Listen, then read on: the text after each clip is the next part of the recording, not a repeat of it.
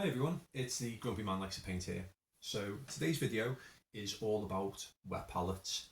So if you are new to the hobby, you might not know what a wet palette is, but it's basically a container with a porous material in it, like a sponge or a cloth, and something like parchment paper or tracing paper, something like that. Something that's quite porous to allow water to feed through the surface.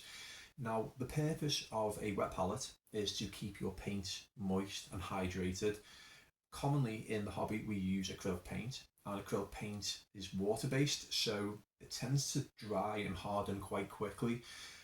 Commonly hobbyists will use things like a mixing palette like this, or another one which is like this. Now these are great for making mixes of paint, but the problem is that after a short amount of time the paint can dry out because of like the humidity, the temperature of the room. And the purpose of the wet palette is to make sure that the paint stays hydrated while you're working. There's nothing worse than having a fantastic mix of a colour that you're working on a certain area of a model and then it drying out before you finish the area that you're working on, and then potentially not being able to get the colour mix right again. And that's what a wet palette essentially does, is it keeps it hydrated and allowing you to work for a longer period of time. Okay, so we know what a wet palette is now, we know why we use it, but where do we get one and how much do they cost? Well, sadly wet palettes aren't too cheap. You can spend anywhere up to £50 depending on which company you're going to, and you've got companies like REDGRASS Games, Green Stuff World, The Army Painter and AK Interactive. Now, the whole purpose of this video is to save you guys money. You might be brand new into the hobby and you think, oh, I need this shiny new thing to make me a better painter. You don't, but if I can show you how to make one, and it's easy accessible using things you can find in your kitchen cupboards at home or pick up super cheap in a supermarket, then that's extra money that you guys can spend on purchasing the next new hotness, which is potentially the Inquisitor Cortez model. Okay, so joking aside about Inquisitor, the wrong trousers, Cortez, let's get into how I actually made this super easy, super accessible wet palette in step-by-steps. So without further ado, let's get into it.